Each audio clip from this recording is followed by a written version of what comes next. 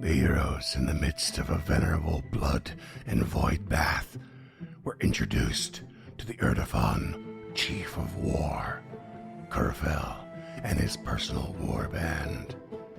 He spoke to them of blood visions and the anticipation of their arrival, seeming to believe that fate had brought them together for some final battle. He challenged them to see this fate through, so that he may after join Belcora to raise the surface world. But Raphael sought to personally face this challenge head on. However, Kurfel quickly proved his worthiness as war chief when he quickly felled Raphael in one-on-one combat. Unwilling to take any further unnecessary risks, Lump intervened and began a surprise assault on the Erdafon surrounding them. But the creatures had the upper hand after the initial assault upon the heroes, and Raphael was lost to the remaining horde as Lump blocked the way for the retreat. And the heroes stood next to where they had lost another friend and hero, unsure of what Ruff's fate was. Utterly convinced he would not survive, they returned to me in my library to report their continued tale, with sunken hearts, disquieted minds, and raging resolve.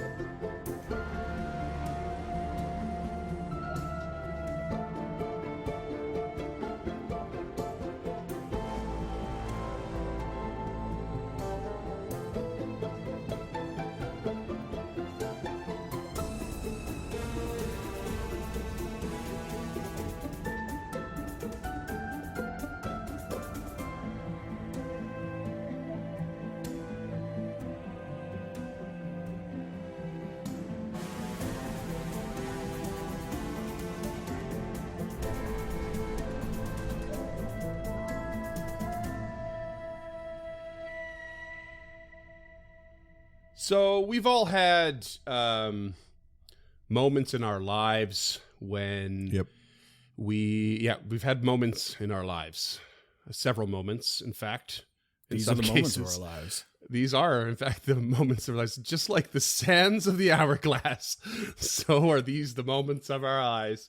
Of our eyes? Oh, I said, okay. Dude, you butchered that. Butchered. Would you want to start this again from the top? Of course I don't. That's where we're going to call it. Thanks, ridiculous. listeners. See you next week. We've all had moments in our lives when we're feeling a bit overwhelmed by any particular emotion, or maybe even in some cases a bit numb. And maybe, dare I say it, a bit edgelordy.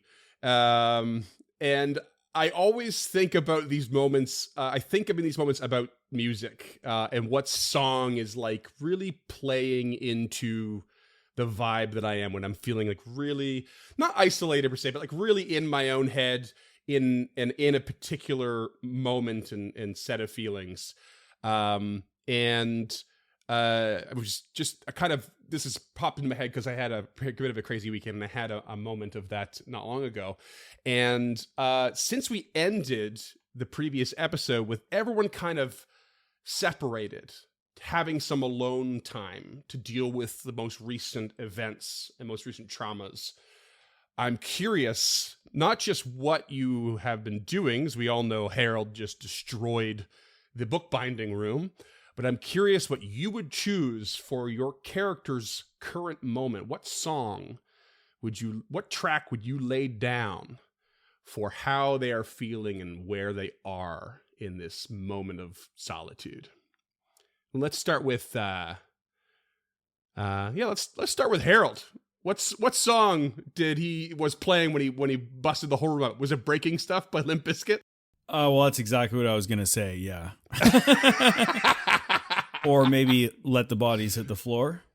Oh, There you go. Yeah. that's a good one. See, Or I would imagine that one was playing when you were actually fighting all of the Erdothon.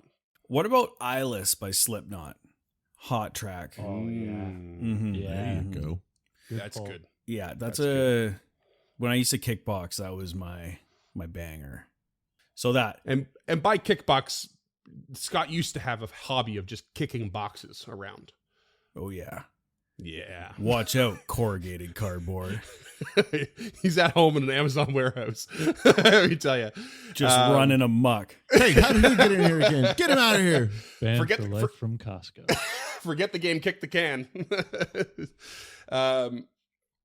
So that's that's while Harold was breaking stuff. What about this moment afterward when he's got to have a moment of calm and maybe defeat or deflation? What do you think there, Scott? It's gotta be Gotta Be Somebody's Blues by Jimmy Eat World. Okay. And if you ever heard this song, you know what I mean. And if you haven't heard this song, fucking listen to it. It is so tight. I love me some, I don't know that one off the top of my head, but I love me some Jimmy Eat World. I probably have heard it, but I Probably. dig those guys. But yeah, just listeners, check that song out. It's moody as fuck. One day I want to make, I'm going to go on a side tangent here. I have an idea in my mind that I've always wanted to like turn into something, whether it's like a graphic novel or like something that could be like an animated short, but like the whole thing was basically based while listening to this song because it's just so fucking like moody and like gritty. Moody and gritty. Angsty? Yeah. Would you say it's angsty? Oh, big time. So anyways, listen to that, yo. Hell yeah. What about Lump? I know Lump went off into what's known as the Author's Hall, which was very much stained with blood, but has since had the ghoul bodies removed. I don't quite remember what you had in mind for Lump, Kim, in that room, but will you want to regale us with your thoughts? Lump is definitely the realization of like the situation they're now in from their contract is looming over them, and for the song that I would pick would be Bloodsucker Part 2 by As Cities Burn for more upbeat and lighthearted beat tub thumping for sure. That's good. That's good. They get knocked And down. as for like Get Up Again, but they usually they're the ones doing the knocking down, so it makes sense Yep, that you get up again. that's true. Yeah. and its term for like a song for myself would be like the difference between medicine and poison is in the dosage by Circa Survive. I just keep naming obscure things and I feel like a douchebag now. It's okay. It's what we know you for anyway. Yep, that's true. Honestly, that song title is something that you'd see on I'm 14 and This Is Deep. Yeah. Oh, I mean, like, for real. there's also just like the post-hardcore. There's a lot of titles that are just meant to be long and kind of obtuse. And some of them were very silly and some of them were edgy. I love post-hardcore. It's probably my favorite genre. Reminds me of one of my favorite bands, which are usually just known as Trail of Dead, but the full name of the band is "And You Will Know Us by the Trail of Dead." You're like, no one is saying that. No. Nick, I remember semi forcibly putting Nick into a position of like sitting on the ground, the spear over their shoulder, and like a sort of sad pose, arms on knees kind of thing. Do you want to roll with that and give us a song option, or? Yeah, he was kind of going with like putting himself through the paces of a potential fight. So I imagine he'd probably have The Pot by Tool going. Yeah, pretty Nice. good like brooding song that gets to some like kind of bangy, energetic, but it never gets like super high tempo. So I can just imagine him kind of like, getting into it and then standing up and kind of going for a little wander as he's like steeling himself for the coming whatever the fuck's gonna happen. Hell yeah! It's like, who are you now? It's like some downbeat acoustic version. It's real moody. Yeah, I mean, probably get himself up, like worked up into those kind of like, there's those super energetic moments of those songs. Like, I mean, it's an 8 fucking minute song, so yeah. So good. Yeah, and the jokey song would be Chariots of Fire, obviously. No. Amazing. And James, your character is listening to a single track of stark silence? No. You guys know what RF Snow is? No. Is it a band? Okay. Like It's like a sound. Yeah, that. So white for noise. elder millennials, will know this. Back in the day when cable was a thing, if you turn to the channel before cable starts and you get that like static, Yeah. that hissing is sometimes called RF snow. That sound and Okay. that visual together. Mm.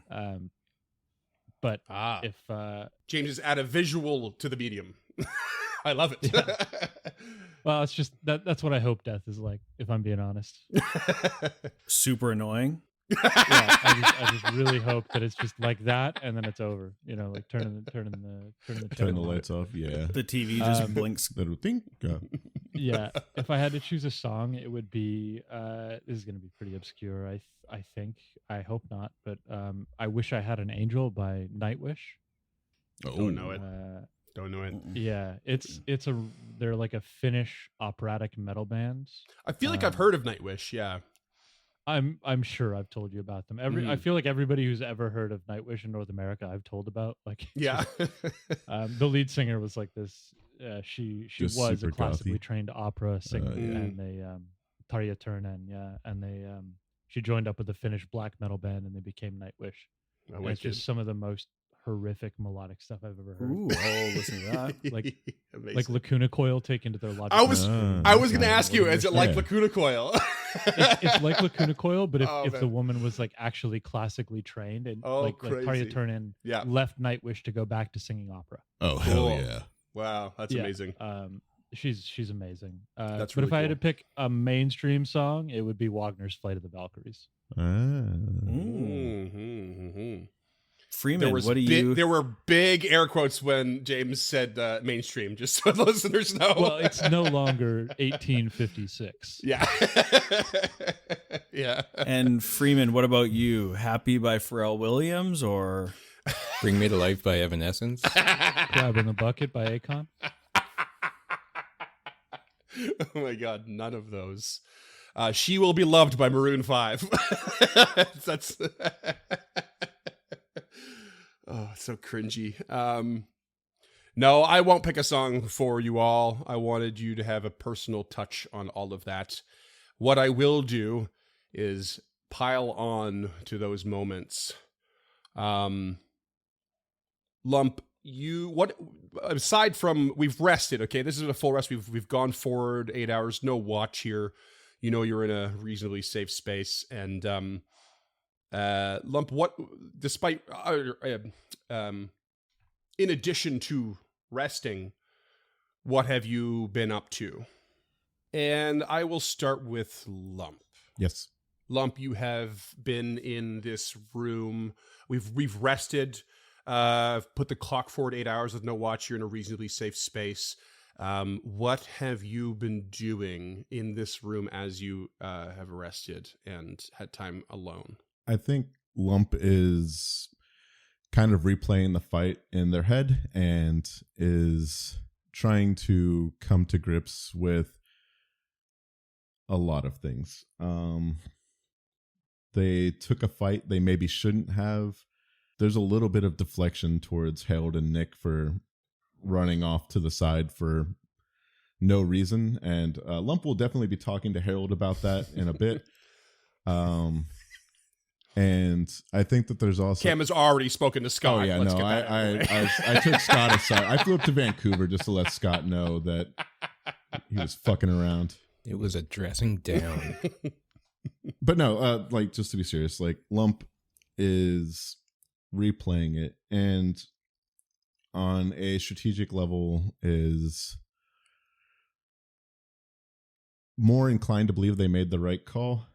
But the emotional side is realizing that Ruff is dead, and Ruff was one of the first people in the party to like kind of that's still here to accept Lump, and shared sausage rolls and just had tea together. And there's a lot of that weighing on Lump, but just kind of putting it all back together again, just reforming everything, knowing that the consequences of how many people they damaged in those channeled heals, just they have 24 hours, well, 16 hours now to go back down there and destroy them all. And Lump is not sure how to present this to the party because it's not their responsibility to go back down there and pick that fight again. We're also a person down. There's just a lot of things, like Lump is legitimately torn and is wearing it on their fleshy sleeves. So you've been spending time like ruminating over the most recent events, choices and failures in strategy and tactics, how to press forward, but also, this looming sense of no time. And you have an immediate objective apparently ahead of you as well that delays you even further. And as you are thinking about these things, perhaps one of Lump's greatest fears occurs. Oh, God. Because at the same time you hear the voice, you smell the brimstone. Hello, Bark and Buck. Hello, Lump. Really toying with your fate today, aren't you? Well, as they say in Andoran, go big or go home. I have to thank you, Lump. Go ahead. You revealed to me a soul that I would very much like to have. Perhaps even a bit more than yours, no matter how delectable it might be. I would propose you an offer. Lump sighs. Yes. You will soon be in my possession for the allotted time in your contract, but I could delay. What is soon to a devil? Good point. It's hard to think in your limited mortal time frames. But I've been here a while enough. I've seen too many creatures die arbitrarily so quickly. I feel I have at least a little grasp on it. Lump will just kind of shrug. I would, however, temporarily delay your coming to me, if you choose. What are the conditions? Another contract, of course. And that you seek out the death of that war chief, so that I may snatch his soul. Lump will look down for a moment, thinking about their contract that they feel like they're coming to grips with. So, if I understand correctly, you wish to have the soul of the war chieftain down there. And what are the terms of this contract? And I realize you can't give it to me as plainly as I would like. I'm not very smart, but just walk me through the basics, as it were. And with a flash, this new contract just sort of appears before you. And with a sort of cheeky smile, he presents it. He says, I would give you the sight you need, Lump, to go deep and into the dark.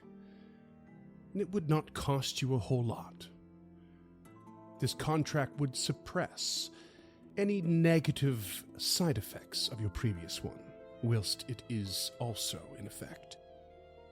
The payment is paltry. You will see in the dark, and you must exist within it. But by all means, read it over.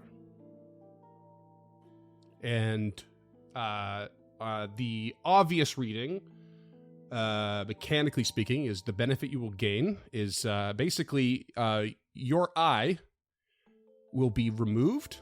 That is part of the cost, and replaced with something else. And it will grant you greater dark vision. And on top of that, it would also suppress any and all doomed conditions created by your right of retribution contract.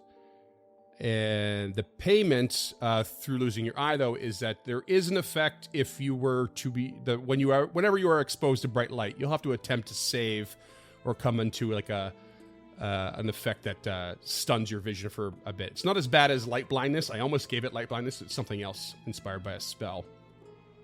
But it's meant to entice you to operate better in the dark. Yeah, I mean, Cam loves this. Cam wants this just because it's fucking cool as hell. But also understands that most of their party cannot see in the dark. And so not being able to cast light on themselves is not a big enough trade-off. Yeah, I want it to be a tough decision. Oh, yeah. Well, I mean, like... Lump could... there are ways around it, but... Yeah, no. I guess you won't give me any more specifics, but Lump will... Yeah, you'll have to roll some kind of sort of check to understand like the hidden and termination. Yeah. Yeah, if you don't have any legalese stuff. Yeah, I think it would be society. I think it's what we rolled before. Okay, did you want to roll that yourself or like to see if I discover? I don't know. No, you go ahead and roll it. I got a 15, so I don't think Lump sees anything specific. No, it's just like before, like it's, as much as you might have figured out the other one slowly, it took you a long time to even, start to breach that gap. So bridge that gap. So this one is not any easier, if anything harder to understand. I appreciate the offer, but I cannot say yes to these stipulations. Let the bodies hit the floor. Let the bodies hit the floor. Yeah, something like that. And Barkenbuck simply just nods his head and says, "Very well, Lump. I will have my souls regardless, as you have implied. The time it takes matters not to a devil. But if you change your mind, I will return." And if you bring your head down at all or turn away and back again, Batman gone. He's just gone. Yeah, Batman gone. Exactly. What's going through Lump's head? Lump is definitely perplexed, confused at their own turning of a new ability away. Shocked a little bit that they didn't take it, but feeling that sense of solidarity and camaraderie with their new companions, comrades, whatever you want to call them, would rather face death and walk backwards into hell than do something that might put them at risk anymore. Aww. I was Except thinking Harold. about Fuck when Harold. I this is a custom infernal contract that I made for this particular situation, and as I was making it, I was thinking about how Lump thinks of themselves as a tool, and how the only real freedom that they will see is actually going to hell, doing their service, and then having that service finished, and then they might see some sort of independent freedom.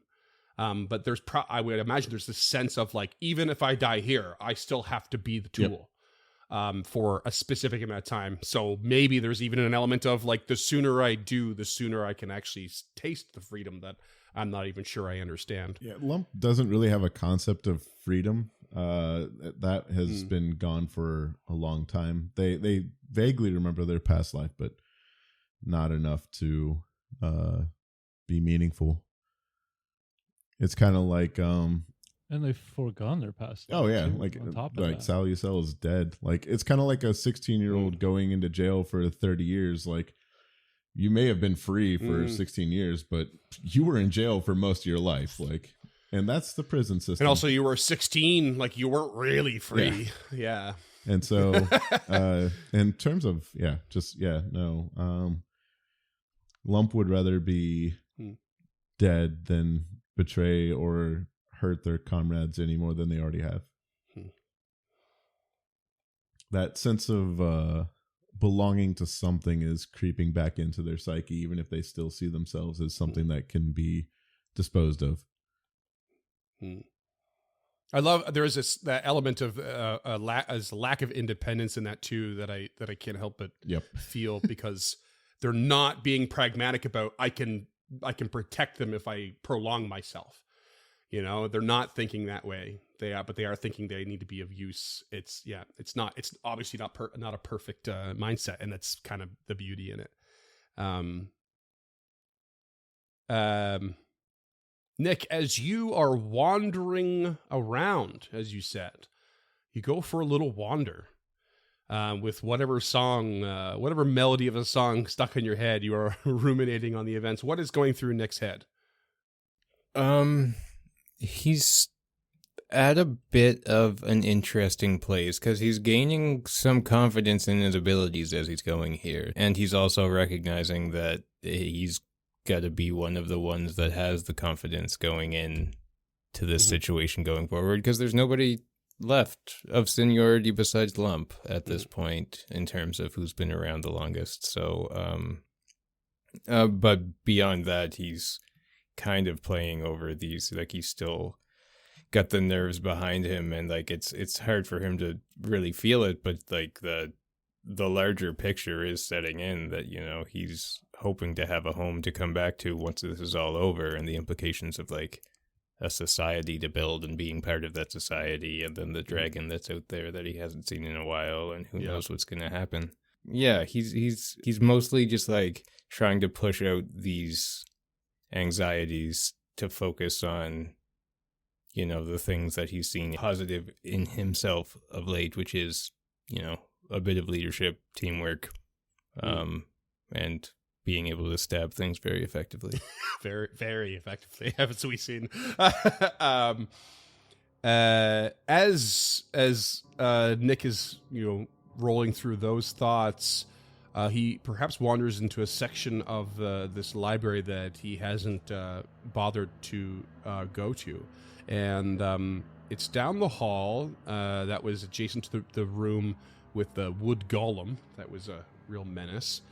And you find yourself, as the thought of this dragon pops into your head, you find yourself at the doorway that leads into like a cavern-like room where a building or a room was being built at one point and was abandoned and left unfinished. It's still mostly a hollowed-out cave with some support beams.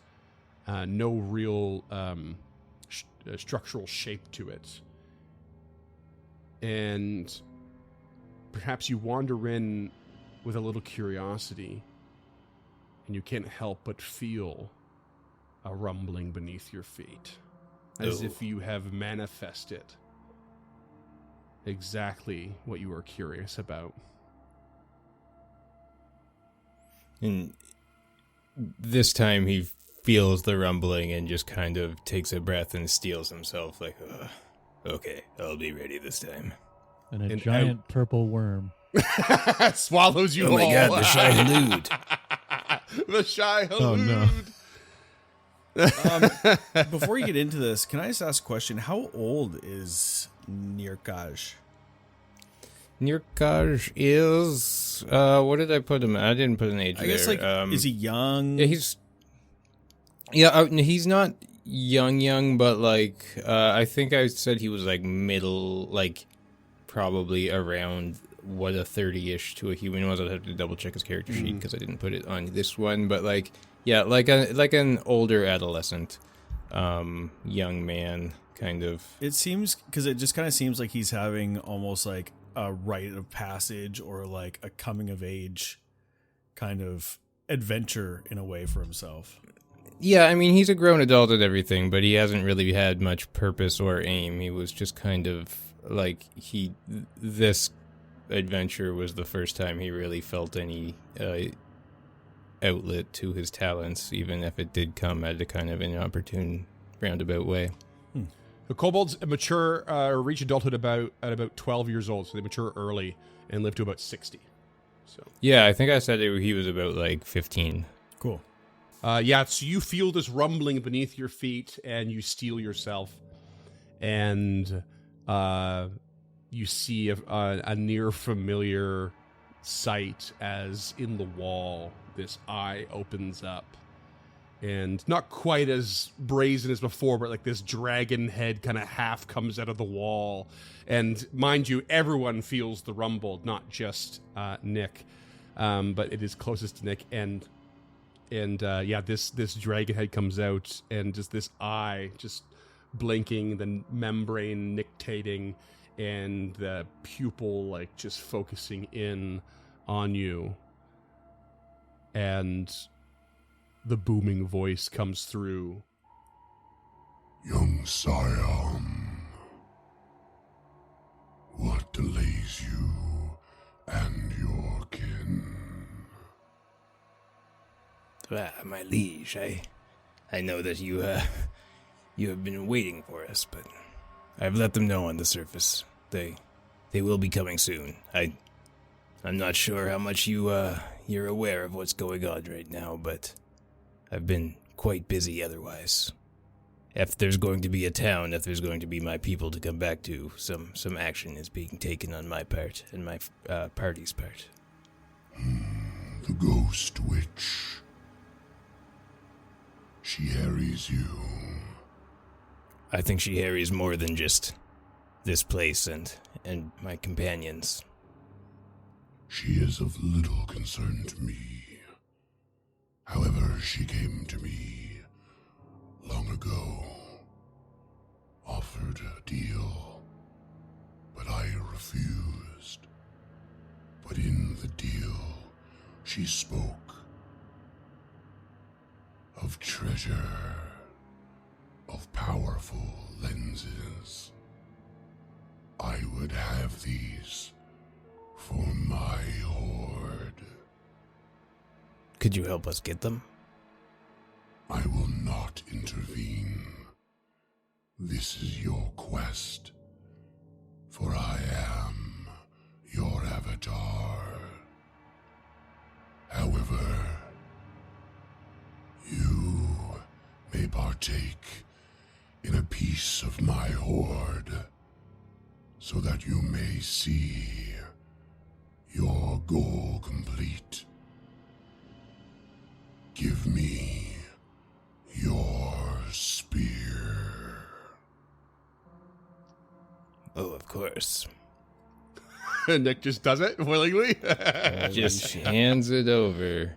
This creature, like, head comes way out and just opens its mouth in front of you, waiting for you to place it inside. Well, I'm really good with this thing, so be careful. And then he lays it down. Closing its mouth, it just retreats into the wall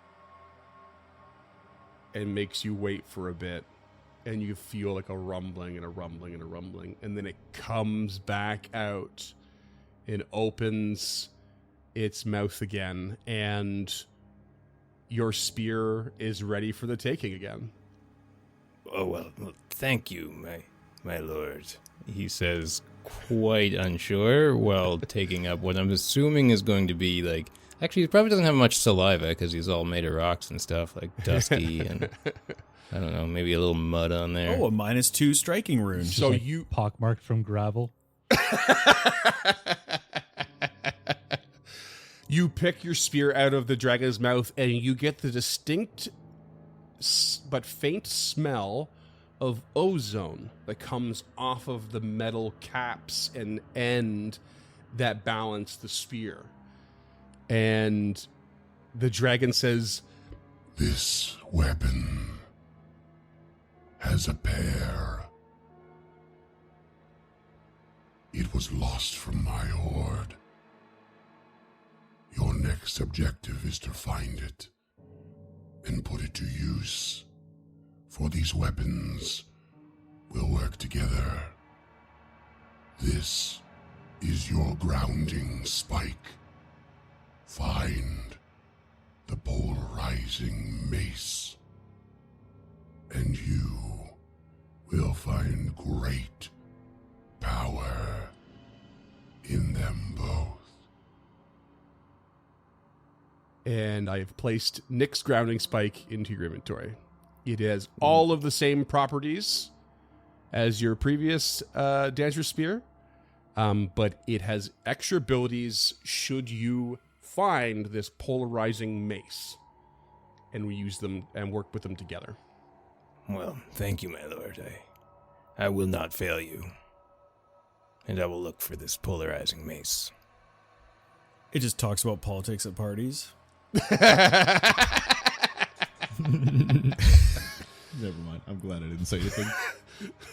Polarizing mace and the partisan spear. Grounding spikes, just a bunch of beer. See that you do, and then find my lair. And then you will seek the treasure that I crave. And it retreats back into the wall.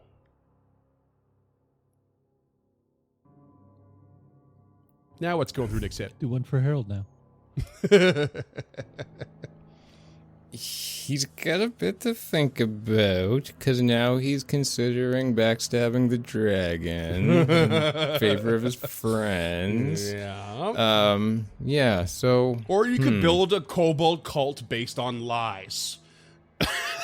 He was already pretty much getting there when he started this adventure, so why not? So you mean just build a kobold cult? I was like, you didn't need to add the lies. Yeah, I mean, they never really have to meet this dragon. If I could act as its I avatar. meant lies to the dragon, not to the members of the cult, as in like, we're totally gonna find those lenses and then just try to keep everyone alive while like creating a web of lies and like. If I lie to everybody, surely I can maintain the delicate balance that will be necessary to see it to a successful ending. Don't call me sure. So The AP just devolves into playing like Cult of the Lamb, but TT Cult of the Lamb. version.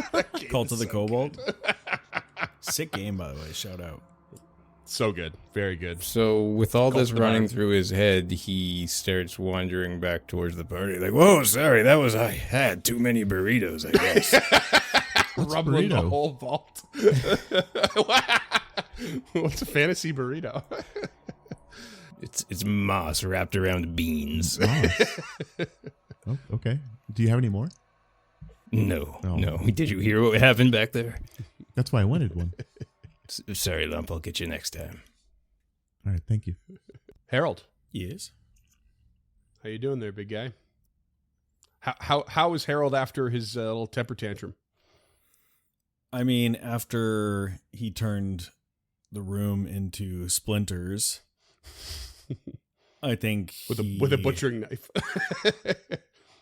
with his fists, maybe the Those two. striking hammer, but yeah, I think he just kind of collapses onto the floor and just sits there, and his rest is rough. It's thinking about rough. It's thinking about the knowledge that Ruff has died, and he doesn't know where Arthur is. He understands that Arthur has gone on another quest, but he's known Arthur his whole life, as most of his life as well. So he's just kind of thinking that he'll have to break this news to Arthur whenever Arthur is back from his quest. And he just knows that he's in Absalom somewhere. And as you are doing your own ruminating, did you close the door behind you when you went in? Yeah, I think he would have slammed it Okay. extremely hard behind him. Hard to have a hissy fit with the doors open. Exactly. Super ginger clothes and then a bunch of banging. In a glass case of emotions. You hear a little scratching at the door, followed by Ooh. The dog. He kind of shakes his head a little bit because he was so deep in thought that he's kind of confused by what he just heard, and raises himself to his feet and walks to the door and opens it and looks out. And you see black and white cat. Just gingerly steps in, instinctually gives you a little like rub around the ankles, and then looks up at you with a bit of a, you swear it's got a bit of a pleading face. Harold is a hunter, but also a lover of animals. And, a part of respecting nature. He loves killing them. Yeah. Loves killing them, respects the hunt, right? Mm-hmm. And always wants to kill the biggest, the strongest creature. Not a defenseless creature, not a small creature, but, the hardest to kill. But that didn't stop him from creating the 101st way to skin a cat. And he needs a pair of snowshoes. So Harold kind of lowers himself to his haunches and will put his hand out for the cat to smell. The cat gives it a bit of a smell and then a quick whisker rub on each side against your fingers, but then starts to sort of wander away and out the door in that weird casual manner cats like to do. So Harold raises himself and is very perplexed, extremely perplexed at what is going on here, and wary because this just seems very surreal. Mm-hmm. And will kind of silently open the door and follow the cat out. And as you do, the cat sort of like wanders up towards the sort of crossroads, a little crossroads area of the library, and continues to head north.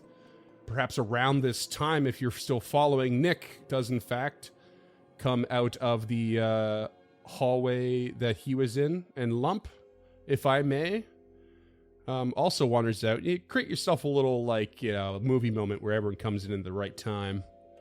All kind of finding this cat in the halls. And Augrail comes up behind you, curious at the noise himself, and sees everyone kind of like back together for the first time since you arrived. And he goes up to the cat and puts his hand out as well. And the cat does nearly the same thing, despite his ghoulish nature and probably slightly more rancid up-close smell. The cat doesn't seem to be too perturbed by him. And he's down on his haunches and says, Sammy, haven't seen you in a while. It is time, my friends. This was the cat, the familiar of Izori. Lump, you remember Izori? I do. I regret not looking for her more, but we had, and gestures to everything around them, just stuff. Yeah. Yeah. No words need be spoken. I think we have a harrowing fortune in front of us. What I described below, what I discovered. I think Sammy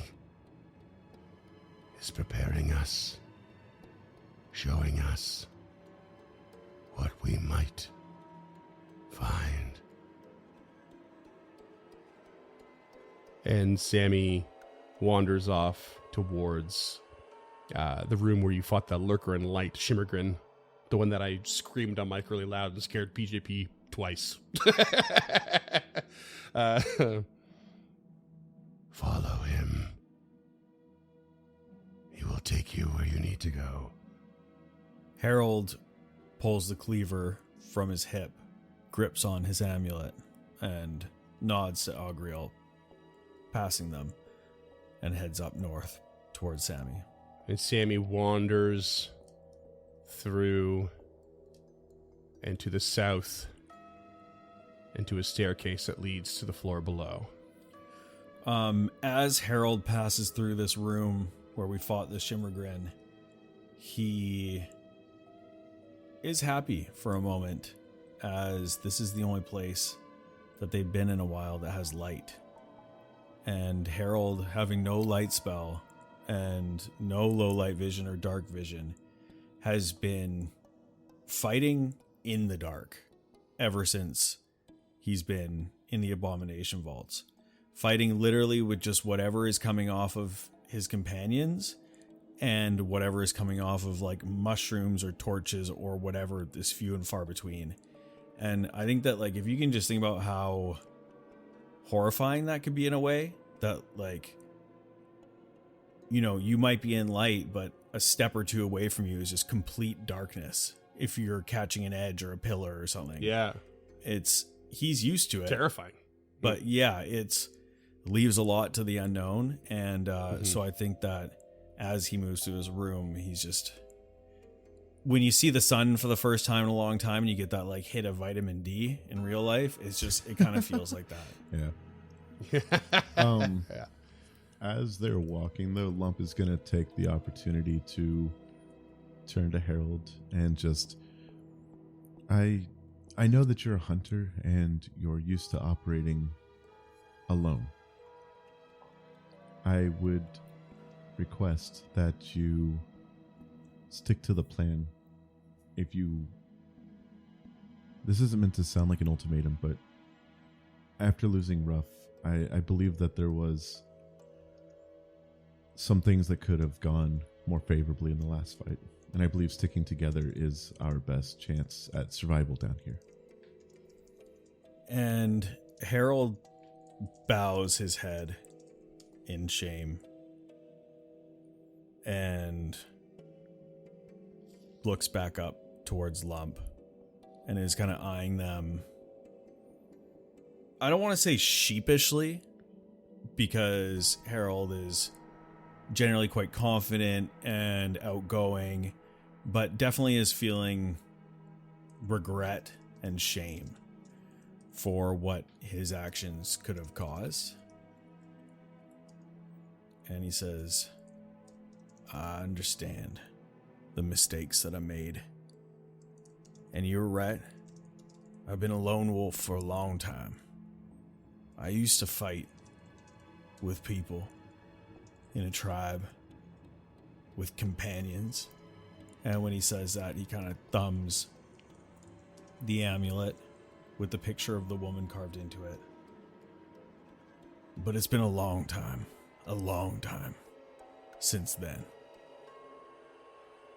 And I'm sorry to you and others for what I've done that could have led to this. Your apology is not necessary, Harold. I understand that.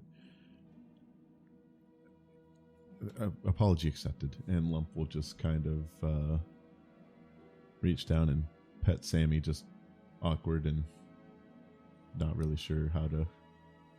Glad that went as well as it did, basically.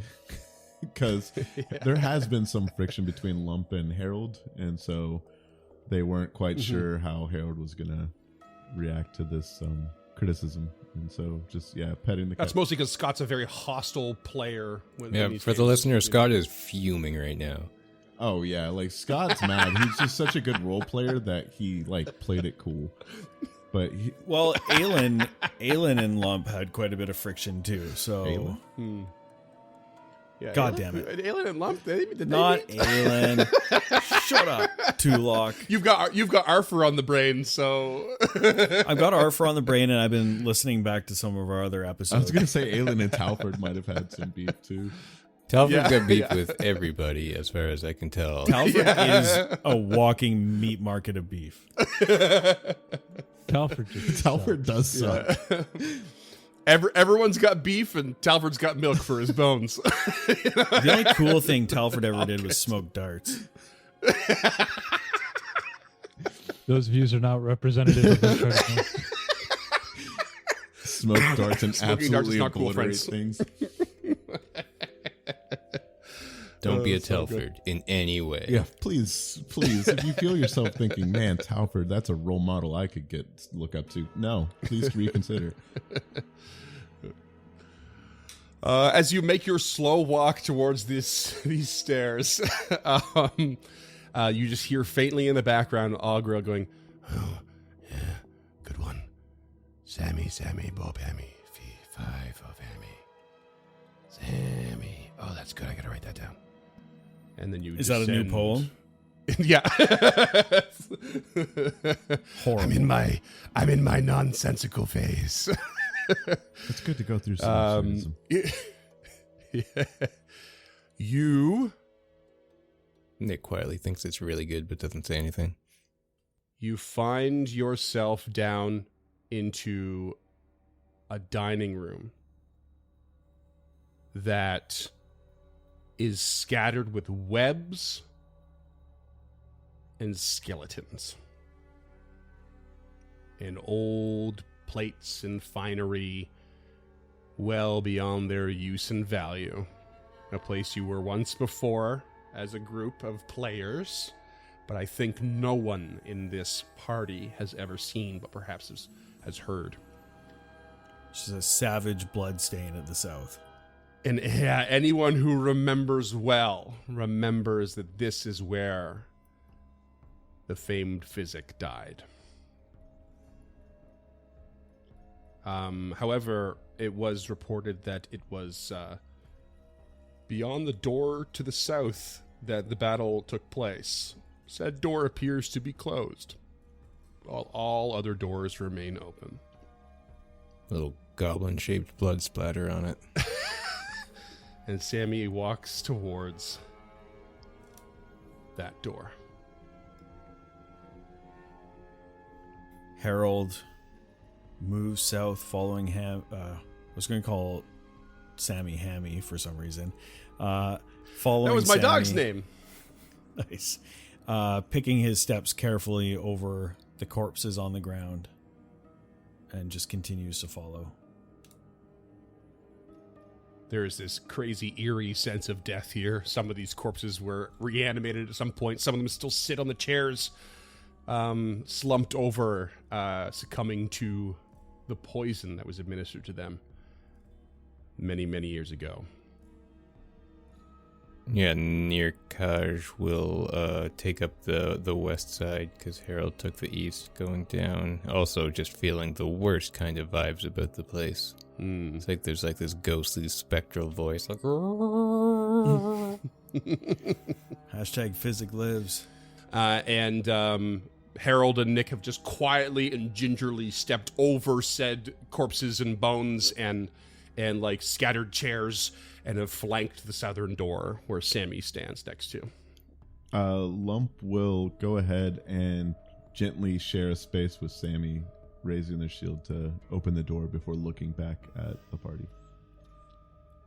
step on the cat. Right on the tail. Oh, sorry, Sammy. I didn't see you down there. I'm sorry. I'm so sorry. And Lump will pull out a little treat from their arm. But no, genuinely. Slimy treat. Cats eat. Yeah, They like wet food.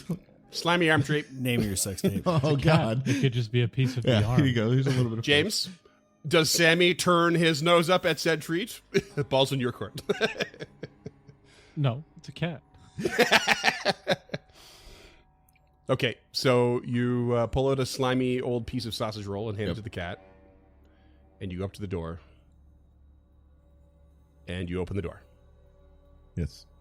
You open the door, and there is, in this small 5-foot space, to the south another door, and a tremendous amount of old, dried, brown blood. I, James the player, have had nightmares about this 5-foot room. This 10-foot room. It was 5 foot? Yeah, it's 5-foot room. 5 foot. Yeah, it's a harrowing experience, that one. Where is Sammy looking, pointing, pawing? Because Lump is just falling. I mean, just straight south. Like, you just had the southern door. It's led to another door. Yeah, Like, Lump will step through and gingerly trying to avoid any disturbing of corpses or fluids and open the next door. Lifting Sammy onto their shoulders so they don't have to step in the gunk. oh, okay. Is Sammy a shoulder cat, James? You think? Some cats no, love it. Some cats hate it. I decidedly think Sammy's probably not a being picked up cat, considering I honestly don't know if Sammy's ever been picked up. So you try your best, but this is the deck cat familiar of a sea voyaging ship. Sammy refuses. Lump will just kind of shrug and open the door. You open the door and you immediately know that your light spell has just pushed through a darkness spell. You see the wall of black, and then your light just kind of pushes it away, and you see into the room as you do now. Have you ever seen like? And Sorry, in my head I was picturing, like in warehouses where like the banks of light will like clunk, clunk, clunk, clunk, clunk kick on. Like that's kind of what I'm picturing right now. yeah, okay, yeah, yeah. You look straight ahead. There is a really fine desk and chair, and old parchment and quill and stuff straight ahead of you. And this room looks really cozy, but it is a big space with a big carpet on the floor. The thing that stands out right away is like you see that desk, but then you see along the walls, it's a reminder for everyone that it is basically the walls are covered in like grisly paintings of spectral beings that cavort among ruined neighborhoods or overgrown swamps or foggy graveyards. This is one of the earliest sort of iconographic sites you had seen that like really emphasized Nimbaloth and the belief in that god. But otherwise appears to be empty from your current view. Does motion sense detect anything? Yes, it does. Let me just see how far. 30 feet, right? Yep. You detect something to your immediate right. Left on the map. East. West. Sorry, west. I would like to, just hop in here real quick and say that Harold has a spirit sight ring. Okay. So if there might happen to be an incorporeal creature trying to hide its presence from this sense, it has to attempt a stealth check against my perception DC to hide from this vague sense. It doesn't apply here. There is no incorporealness happening. Thank you. But that's cool. That's a cool thing. I like that. So we've got something with a body that moves. So strange. So you detect something very much Lump. Lump will make west, a immediate fist, tap it to their helmet, and then point in the direction, and then step in. Nick draws his new spear, and scouting draws. It's the Yeah. thing.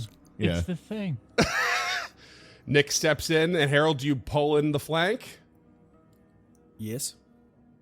You pull in the flank. You are all lined up in this little double doorway, small hallway, and Lump is in the room. Roll for initiative. It's the thing. Didn't see that James is coming. right. It's the thing. It's finally back. Oh my god, the thing? The Void Glutton? As you Yeah, see from the the, swirling massive eyes and needle-pointed, severed-fingered hands in a black void was sitting invisibly in the darkness, but as soon as you step in, that darkness recedes, and this creature begins to glow, helping to fill the room with light. Is lying in wait, ready to ambush. Let's see what everyone got. Harold, what'd you get? You're in the back. 27. I love that this existential nightmare fuel that's clearly like ripping a hole in our reality is just sitting in an armchair. Let me just share the picture with you again real quick. Bam. I love that it's just like hanging out in an armchair as you guys walk. Yeah, I mean, it's got like 5 arms, kind of is. so it's going to need an armchair. Harold closes the door. Harold doesn't see the nightmare yet, but okay, Harold, you got a 27, you said. Nick, you're next. What'd you get? 23, not feeling it. Okay, and Lump?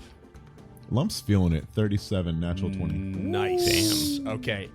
You step on in and are ready to go. You're top of the order. Let's go. All First right. round. Lump is going to go ahead and raise their shield, as is tradition. Mm-hmm. And then is going to cast a little spell called... Wait, I know about these. Does Lump know about these? Yep. Probably. They are immune to a lot of magic. Yeah. Okay. Lump is going to go ahead and first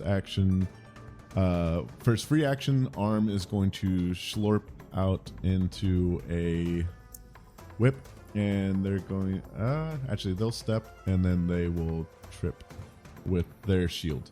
Okay. That is a... Okay, so shield up, step in, and trip.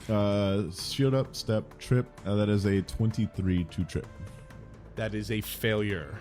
I have a hero point. Do I want to use it? Nah, that's it. That's what did you roll? I rolled you a rolled natural a natural 2. Like, I can definitely do better, Yeah. but I also feel like this isn't. You also know this creature is flying, so it doesn't have to really stand up. It does. Remember, we went over this. If Does you're it? not prone, I mean, you have to I know take they a can be stand prone. action. Oh, if you have the prone, the only actions you can take are Yep. stand or Yep. crawl. Right. Okay. Cool. Or casting spells and stuff. But yes, movement wise, you have to stand or crawl. But yeah, so that will be. It does seem odd to me that you can't just You can float trip a up pigeon. with no legs, but I'll be yeah. tripping Yeah. pigeons all day. Do it all the time. But pigeons have legs. This thing doesn't have any legs. But yeah, Lump isn't going to spend a hero point here. Lump is already feeling that doomed condition, so we're just going to hang on. That is Oh my yeah, turn. you have that still on. Make sure. Let's reapply that, shall we? Dude. That's your turn. Okay. Next up, as you step in, there is a painting on the eastern wall that was once taken down, but it has been put back up.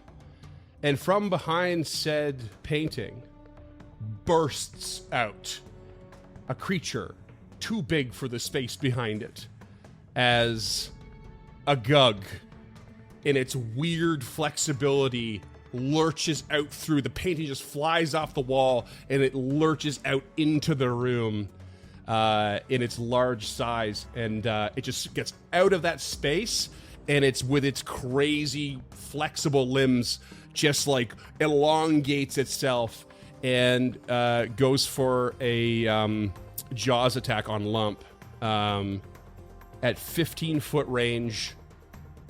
So you will be flanking to this. You're going to be flanked for this, off guard. God damn it.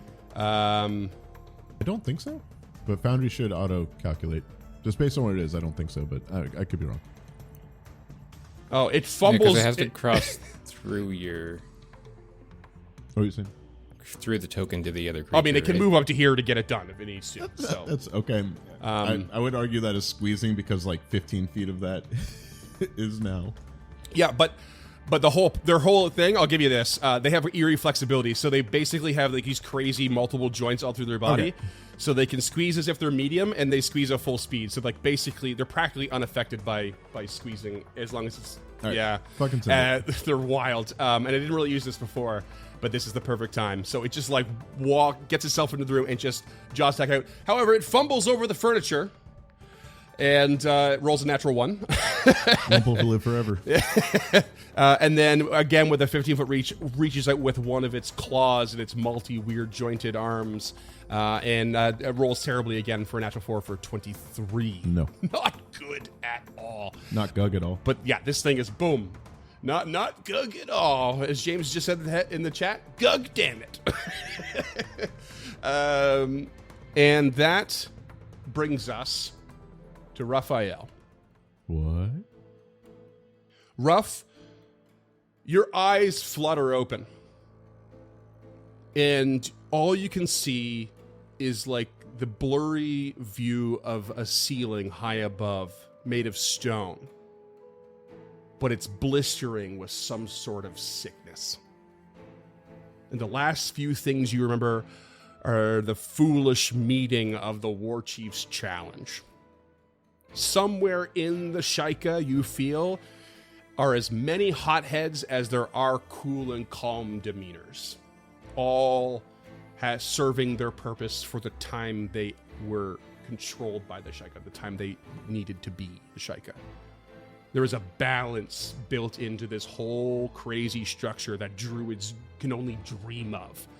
And when one prevails, another must pull in the slack. Balance is key.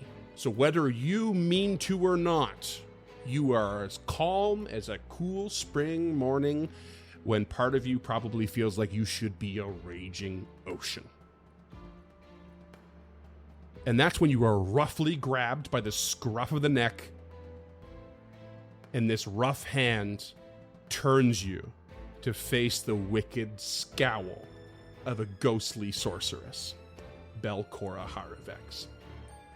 And just as you see her, you are thrust into the swirling void energy of the gauntlet, where overwhelming pain covers your entire person.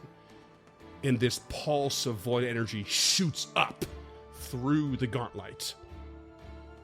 And then you are pulled back out again. What does Ruff think or say in this moment? I think before he's able to speak, he lets out just a cry of pain. There's this concept in my mind, Ruff being an cleric champion of Pharasma, that void energy is like his kryptonite. Mm-hmm. I imagine that this penetrates not only him to the core, but the Shaika as well, and he feels this stirring inside of him, like a blender kicked on in his insides as he's finally pulled back out of the void after what feels like an eternity. And that's it? I don't think he's capable of speaking after that. Okay. If I remember correctly, when we first saw the light in the cupola? Well, yeah. I believe Ruff was there, and if I remember correctly, he was throwing up in his mouth. Yeah. Yep. He was. Every one of my characters has touched the void. Hero point, Scott. I forgot about that. That's Hey. great. So good. That's the reason I played it that way, is because of that Pharasma The connection to void energy. antithesis. Yeah, I remember that. So good. Great memory. Harold, you're up. You just see Lump kind of turn into the room and start swinging, shield raised, and then these elongated limbs you can see over Nick's head and shoulders just start reaching across the room to attack Lump from behind. And in the background, you just hear, "Ah!" Lurching up through the void. I hear I Ruff. know. No, but you actually do. No, sorry, you don't. You maybe you do hear that. You hear this. Yeah, let's go with that. I think that's fun. You hear an echo of Ruff, like screaming, somehow like wafting out of the western side of this room. And Harold hears that and is spurred on into the room, into action. Harold, help me with the void. Strides in, hears Lump asking for help, and moves to the west, Mm-hmm. And takes an attack of opportunity from the Gug, as you do. Yep, It's a 35 to hit that'll hit. with the Jaws attack. You take 27 piercing damage. Love that. Okay, we'll stride in, one action. Second action will be exploit vulnerability. Mm-hmm. Oof. 2 on the die for a 22. Ooh, failure. Yeah, I don't think I'm gonna hero point You're that because I only have one. You're spurred on, but you are still struggling. It's probably very distracting and will simply just strike out with the cleaver. You still get the personal antithesis, right? So that's something. Right. Strikes out 3 on the die for a 21. We're all rolling low here. This is going to be a swingy fight, I guess. Okay, that's a stride in, Yeah. an EV, and a swing and a miss. Fail and a fail. Nirkaj, what do you got? Okay, Nirkaj will take a stride 10 feet south into the room. First action. So from here, he can reach the 10 feet to hit that Void Glutton on the to the west, yeah? Yep, we should be good there. Okay, great. So, first action, he is going to attempt... Debatably, it has soft cover, but... Yeah, well, I will take that debate and win. 28 to hit. That is a miss, regardless of soft cover. Yeah, okay. All I do is win. Remember when you fought this at level 4 and a 28 still a miss? Shit was crazy. Actually, does that Void Glutton have reach? Not that you're aware of. Okay. Second action will be a strike at a map -5 against the Gug. 31 to hit, so it's a +1 circumstance bonus because of the backswing trait. That is also a miss. God damn, this is going to be fun. Oh, sorry. Sorry. My chat's not updating properly. What was the total? 31. Oh, no, that hits. That hits. Sorry. I was still looking at Hey. the 28 that you rolled. Yeah, I mean, it was a good 28. I like looking at it too, but 19 damage. 19 damage. Okay, very good. I bit of don't know thunder damage if in there. Sonic is going to affect anything against Yep. Lugug. The sonic damage goes through. Okay, and that's 3 actions. Okay, shit. This is gonna be fun, guys. I was Okay. looking forward to this Void Glutton. This is the Void Glutton's turn, who will now, let's see here, is going to swing a claw at Lump for a 34 to hit. That'll hit. I need a will save, please, after you take 22 piercing and force damage. Okay. That is a 22 on the will save as I roll another natural 2. Okay, you failed. You are now frightened 1. Okay. How much damage was it again? 22 total. And it will go for another attack against... Who am I going against here? Lump again for not so good. Gonna be a 23 to hit. That is a miss. And it will foolishly go for the third attack again against Lump for a 22 to hit. Miss. Mm-hmm. Izori. Izori hears the distant sounds of battle somewhere in her mind. It's only dull, but it's more than the dull near silence that she's been experiencing for some time. That she's been experiencing ever since her own blood-curdling screams had turned into nothing but dry gasps that eventually were pushed down into an accepting silence. The pain has never subsided or let up. And this horrible serenity has washed over you for what feels like a lifetime ago. In reality, it's been 12 days of straight, horrible torture. And then suddenly, as this sound grows nearer, you feel this pulse and this other scream come up through the void energy and toward you from below. And just as it hits, the dim light that has persistently shone through your own eyelids disappears. And you are suddenly in perfect pitch darkness. Except for one tiny glowing mote of whitish blue light.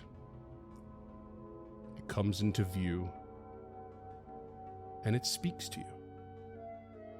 Quite the tempting of fate you've tried this time, Izori. I've known you to be quite cutthroat during our time together. but a precariously petty revenge mission like this is unlike the pragmatic leader of the Pashman Lancier. What do you have to say for yourself? Revenge mission. Sounds so childish.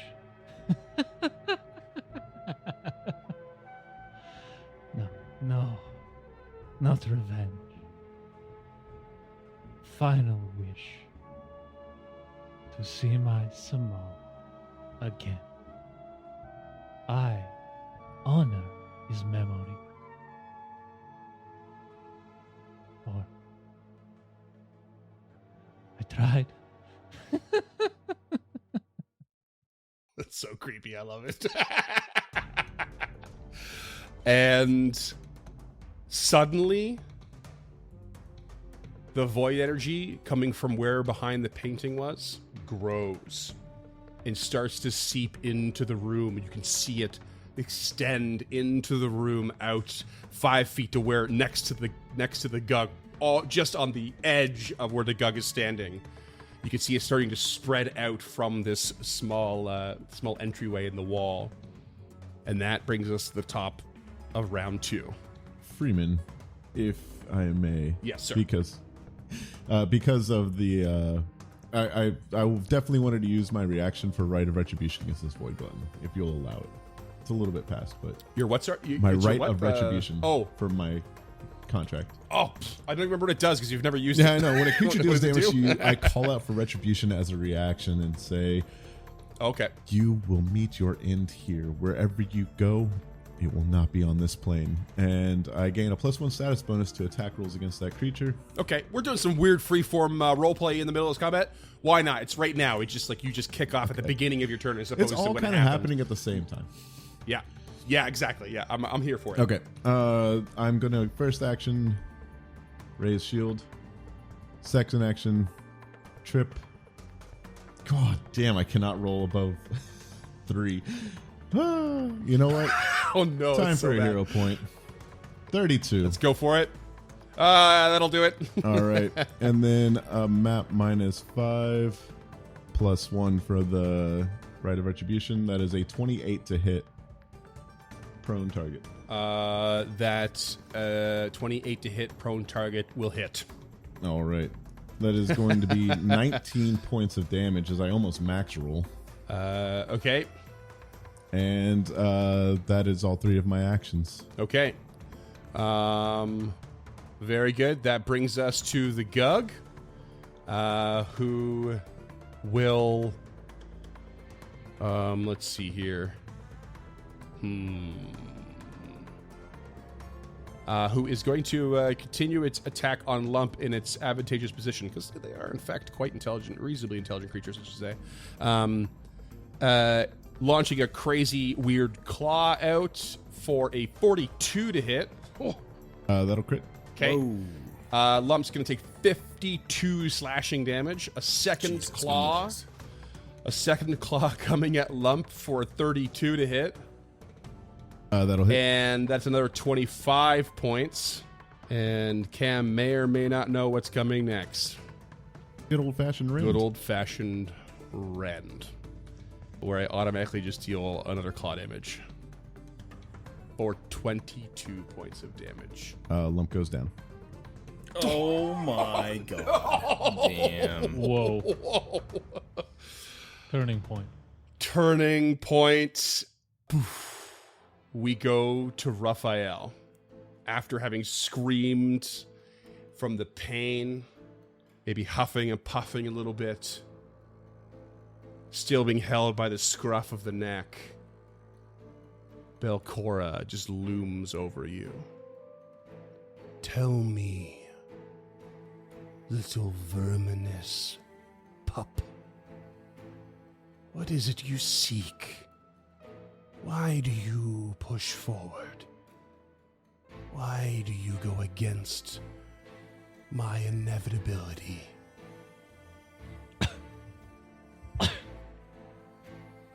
Balance. I seek balance in all things, Cora. And nothing, not even you, is inevitable. My life has been forfeit for a good many days now. Being here in your grasp changes nothing.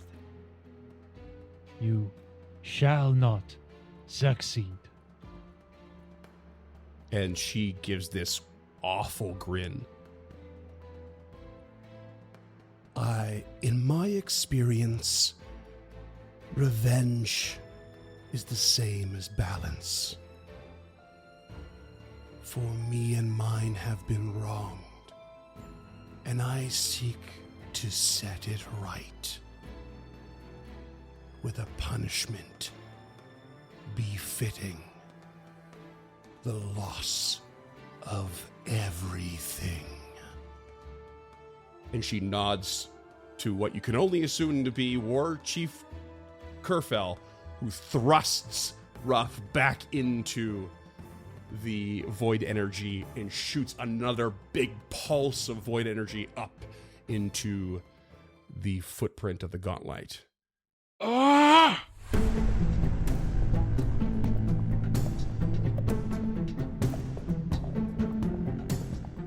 Stemming the Tide is an actual play podcast of the Adventure Path Abomination Vaults and is produced by the Uncharted North Network.